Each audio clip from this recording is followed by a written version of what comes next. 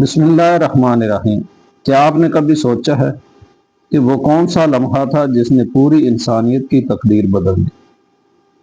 وہ کون سی رات تھی جب آسمان اور زمین کے درمیان ایک ایسا پیغام اترا جس کی روشنی آج بھی دلوں کو منور کرتی ہے؟ آج ہم آپ کو لے چلتے ہیں 1400 سال سے بھی زیادہ پرانے اس عظیم لمحے کی طرف، جب غار ہرا کے خاموش فضا میں پہلی بار اللہ تعالیٰ کا کلام نازل ہوا اور نبوت کا آغاز ہوا۔ یہ صرف ایک تاریخی واقعہ نہیں، بلکہ پوری انسانیت کے لیے ہدایت کے سفر کی ابتدا ہے۔ نبی کریم صلی اللہ علیہ وآلہ وسلم کی عمر مبارک تقریباً 40 سال تھی۔ مکہ میں ہر طرف شرک، ظلم، ناانصافی، بت پرستی اور اخلاقی برائیاں عام تھی۔ آپ صلی اللہ علیہ وآلہ وسلم کا پاکیزہ دل ان حالات سے بے حد رنجیدہ رہتا تھا۔ آپ صلی اللہ علیہ وآلہ وسلم لوگوں کے شور و ہنگامے سے دور تنہائی اختیار فرماتے اور اللہ تعالیٰ کی یاد اور غور و فکر میں وقت گزارتے۔ اسی مقصد کے لیے آپ صلی اللہ علیہ وآلہ وسلم مکہ مکرمہ کے قریب واقع غار ہرا تشریف لے جاتے تھے۔ یہ غار جبل نور پر واقع ہے، جہاں پہنچنے کے لیے کافی دشوار راستہ طے کرنا پڑتا ہے۔ وہاں نہ بازار تھا، نہ لوگوں کی بھیڑ، نہ دنیا کی چکا چوند، صرف خاموشی، تنہائی اور اپنے رب کی طرف متوجہ ہونے کا ماحول تھا۔ حضرت عائشہ رضی اللہ تعالیٰ روایت کرتی ہے کہ رسول اللہ صلی اللہ علیہ وسلم کو نبوت سے پہلے سچے خواب دکھائی دیتے تھے، اور ہر خواب صبح کی روشنی کی طرح سچا ثابت ہوتا تھا۔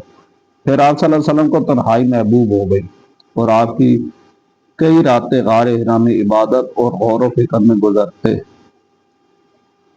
پھر وہ عظیم رات آئی جس کا انتظار زمین بھی کر رہی تھی اور آسمان بھی۔ رمضان مبارک کی ایک مبارک رات تھی۔ غار ہرا میں ہر طرف سکون تھا۔ اچانک ایک عظیم فرشتہ حضرت جبرائیل علیہ السلام اللہ تعالیٰ کا پیغام لے کر حاضر ہوئے۔ انہوں نے فرمایا، اقرا، یعنی پڑھیے۔ رسول اللہ صلی اللہ علیہ وآلہ وسلم نے فرمایا، میں پڑھنے والا نہیں ہوں۔ پھر حضرت جبرائیل علیہ السلام نے آپ صلی اللہ علیہ وآلہ وسلم کو مضبوطی سے تھاما، پھر چھوڑ دیا اور دوبارہ فرمایا، اقرا۔ آپ صلی اللہ علیہ وآلہ وسلم نے پھر وہی جواب دیا کہ میں پڑھنے والا نہیں ہوں۔ تیسری مرتبہ بھی ایسا ہی ہوا۔ پھر حضرت جبرائیل علیہ السلام نے اللہ تعالیٰ کے یہ مبارک الفاظ سنائے، اقرا بسم ربک الذی خلق، خلق الانسان من علق، اقرا وربک الاکرم الذی علم بالقلم علم الانسان ما لم یعلم۔ پڑھیے اپنے رب کے نام سے جس نے پیدا کیا انسان کو جمے ہوئے خون کے لوتھڑے سے پیدا کیا۔ پڑھیے اور آپ کا رب سب سے زیادہ کرم والا ہے، جس نے قلم کے ذریعے تعلیم دی، انسان کو وہ سکھایا جو وہ نہیں جانتا تھا۔ یہی قرآن مجید کی سب سے پہلی نازل ہونے والی آیات تھی، اور یہی وہ لمحہ تھا جب نبوت کا آغاز ہوا۔ اس عظیم تجربے کے بعد رسول اللہ صلی اللہ علیہ وآلہ وسلم کا دل مبارک ہیبت اور عظمت الہی سے بھر گیا۔ آپ صلی اللہ علیہ وآلہ وسلم فوراً غار ہرا سے نیچے اترے اور اپنے گھر تشریف لائے۔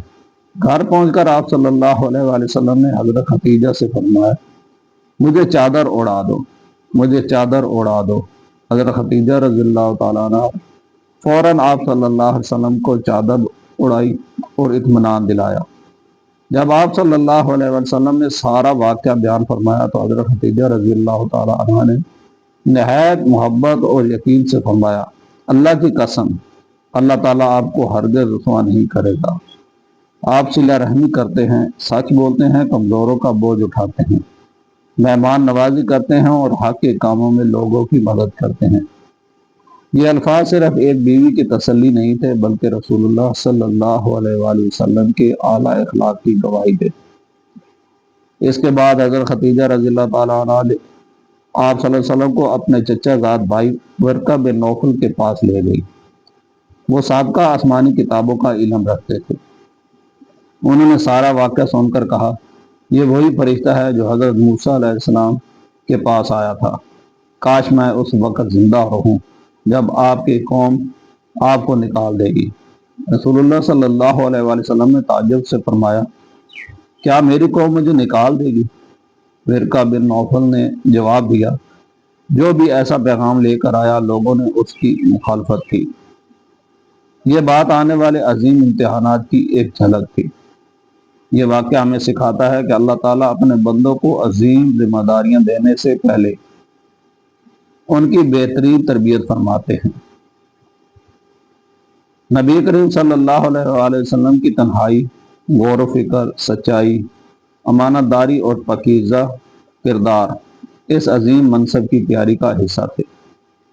غار ہرا کی یہ خاموش رات دراصل پوری دنیا کے لیے روشنی کی صبح بن گئی۔ اسی ایک لمحے سے جہالت کے اندھیرے ختم ہونے لگے اور ہدایت کا سورج طلوع ہوا۔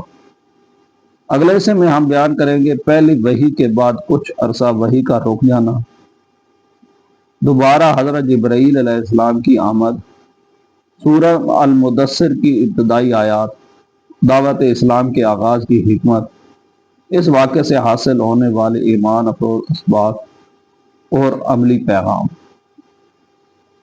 پہلی وحی کے عظیم واقعے کے بعد رسول اللہ صلی اللہ علیہ وآلہ وسلم کے دل میں اللہ تعالیٰ کی عظمت اور اس نئی ذمہ داری کا احساس پہلے سے کہیں زیادہ بڑھ گیا۔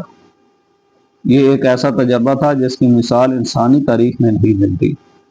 آپ صلی اللہ علیہ وسلم جانتے تھے کہ کچھ غیر معمولی ہوا ہے، لیکن اس کی پوری حقیقت اور آنے والے مراحل ابھی سامنے آنا باقی تھے۔ ابتدائی وحی کے بعد کچھ عرصے تک مزید وحی نازل نہیں ہوئی۔ سیرت کی کتابوں میں اس عرصے کو فطرت الوحی کہا جاتا ہے۔ اس دوران نبی کریم صلی اللہ علیہ وسلم کو پہلی وحی کی یاد بار بار آتی اور آپ صلی اللہ علیہ وسلم اللہ تعالیٰ کے حکم کے منتظر رہتے۔ اس وقفے کی مدت کے بارے میں مختلف روایات ہے، لیکن مستند روایات میں اس کی قطعی مدت بیان نہیں کی گئی، اس لیے اس بارے میں کوئی حتمی دعویٰ نہیں کرنا چاہیے۔ ایک دن رسول اللہ صلی اللہ علیہ وآلہ وسلم مکہ کے اطراف میں تشریف لے جا رہے تھے کہ اچانک آسمان کی طرف نظر اٹھی۔ آپ صلی اللہ علیہ وآلہ وسلم نے دیکھا کہ وہی فرشتہ حضرت جبرائیل علیہ السلام جنہیں آپ نے غار ہرا میں دیکھا تھا، آسمان اور زمین کے درمیان ایک عظیم منظر میں موجود ہیں۔ یہ منظر اپنی عظمت کی وجہ سے نہایت ہیبت انگیز تھا۔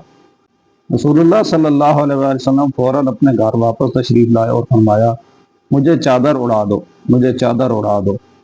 اسی موقع پر اللہ تعالیٰ نے سورۃ المدثر کی ابتدائی آیات نازل فرمائیں۔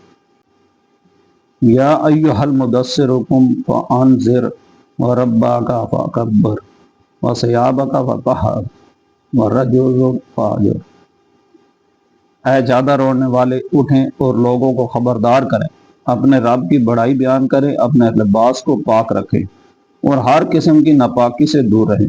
یہ وہ لمحہ تھا جب صرف نبوت ہی نہیں بلکہ باقاعدہ دعوت اسلام کا آغاز بھی ہوا۔ اب رسول اللہ صلی اللہ علیہ وآلہ وسلم پر ایک عظیم ذمہ داری عائد ہو چکی تھی۔ آپ صلی اللہ علیہ وسلم کو پوری انسانیت تک اللہ تعالیٰ کا پیغام پہنچانا تھا۔ یہ آسان کام نہیں تھا، کیونکہ مکہ کے لوگ بت پرستی، قبائلی غرور اور صدیوں پرانی رسموں میں جکڑے ہوئے تھے، لیکن رسول اللہ صلی اللہ علیہ وآلہ وسلم نے اللہ تعالیٰ کے حکم پر کامل اعتماد کے ساتھ اپنا مشن شروع کیا۔ ابتدا میں دعوت خفیہ طور پر دی گئی۔ سب سے پہلے آپ صلی اللہ علیہ وسلم کے گھر والوں اور قریبی لوگوں نے اسلام قبول کیا۔ سب سے پہلے ایمان لانے والوں میں حضرت خدیجہ رضی اللہ تعالیٰ عنہ، حضرت علی رضی اللہ تعالیٰ عنہ، حضرت زید بن حارثہ اور حضرت ابوبکر صدیق رضی اللہ تعالیٰ عنہ شامل تھے۔ حضرت ابوبکر صدیق رضی اللہ تعالیٰ عنہ کے ذریعے بھی کئی عظیم صحابہ رضی اللہ تعالیٰ عنہ اسلام لے آئے، جن میں حضرت عثمان رضی اللہ تعالیٰ عنہ، حضرت زبیر رضی اللہ تعالیٰ عنہ، حضرت عبد الرحمن بن عوف رضی اللہ تعالیٰ عنہ، حضرت سعد بن ابی وقاص اور حضرت طلحہ رضی اللہ تعالیٰ عنہ شامل ہیں۔ یوں غار ہرا میں نازل ہونے والی پہلی وحی نے ایک ایسی جماعت تیار کرنا شروع کی جو بعد میں دنیا کی تاریخ بدلنے والی تھی۔ ناظرین، پہلی وحی کا آغاز اقرا یعنی پڑھنے سے ہونا ایک بہت بڑا پیغام ہے۔ اسلام نے علم کی بنیاد کی حیثیت دی۔ قرآن کی پہلی تعلیم عبادت کے ساتھ ساتھ علم حاصل کرنے کی ترغیب دی ہے۔ یہ ہمیں بتاتی ہے کہ ایک مضبوط مسلمان وہ ہے جو اپنے رب کو پہچانے، علم حاصل کرے، غور و فکر کرے اور اپنی زندگی کو قرآن و سنت کے مطابق ڈھالے۔ غار حرا ہمیں یہ بھی سکھاتا ہے کہ زندگی کی مصروفیات کے درمیان کبھی کبھی انسان کو اپنے رب کے ساتھ تعلق مضبوط کرنے کے لیے تنہائی، دعا، تلاوت اور غور و فکر کا وقت ضرور نکالنا چاہیے۔ یہ بھی یاد رکھنا چاہیے کہ رسول اللہ صلی اللہ علیہ وآلہ وسلم نے کبھی اپنی طرف سے دین میں کوئی بات شامل نہیں کی۔ قرآن مجید میں اللہ تعالیٰ کی وحی ہے جو حضرت جبرائیل علیہ السلام کے ذریعے نازل ہوئی۔ یہی عقیدہ تمام مسلمانوں کا متفقہ عقیدہ ہے۔ غار حرا کا واقعہ ہمیں ایک اور اہم سبق دیتا ہے کہ اللہ تعالیٰ اپنے نیک بندوں کو آزمائشوں کے بعد بڑی کامیابیاں عطا فرماتا ہے۔ رسول اللہ صلی اللہ علیہ وآلہ وسلم کو بھی ابتدا ہی سے آسانیاں نہیں ملی۔ دعوت کے آغاز کے بعد مخالفت، مذاق، ظلم، بائیکاٹ اور ہجرت جیسے بڑے امتحانات آئے، لیکن آپ صلی اللہ علیہ وآلہ وسلم نے ہر حال میں صبر، حکمت اور اخلاق کا دامن نہیں چھوڑا۔ آج اگر دنیا کے کروڑوں انسان قرآن پڑھتے ہیں، اللہ کی عبادت کرتے ہیں اور رسول اللہ صلی اللہ علیہ وآلہ وسلم سے محبت کرتے ہیں تو اس کی بنیاد اسی مبارک رات میں رکھی گئی تھی جب غار حرا میں پہلی وحی نازل ہوئی۔ ناظرین، آئیے اس واقعے سے چند عملی سبق اپنے دل میں بسا لیتے ہیں۔ اللہ تعالیٰ سے مضبوط تعلق زندگی کی اصل کامیابی ہے۔ علم حاصل کرنا اسلام کی پہلی تعلیمات میں شامل ہے۔ سچائی، امانت اور اچھا اخلاق اللہ تعالیٰ کے نزدیک بہت بڑی صفات ہیں۔ دعوت دین حکمت، صبر اور محبت کے ساتھ دینی چاہیے۔ قرآن مجید صرف پڑھنے کے لیے نہیں بلکہ سمجھنے اور اس پر عمل کرنے کے لیے نازل کیا گیا ہے۔ آخر میں دعا ہے، اے اللہ، جس طرح تو نے اپنے محبوب نبی حضرت محمد صلی اللہ علیہ وسلم پر وحی نازل فرما کر دنیا کو ہدایت کی روشنی عطا فرمائی، ہمیں بھی قرآن کو سمجھنے، اس پر عمل کرنے اور دوسروں تک حکمت اور اچھے اخلاص کے ساتھ پہنچانے کی توفیق عطا فرما۔ آمین یا رب العالمین۔ ناظرین، میری ویڈیو کو زیادہ سے زیادہ لوگوں کو شیئر کیجیے۔ یہ کسی بھی تفرقہ بازی سے پاک ہے۔ صرف قرآن اور حدیث کی روشنی میں اپنی ویڈیو بناتا ہوں، جو میں بڑی محنت سے بناتا ہوں۔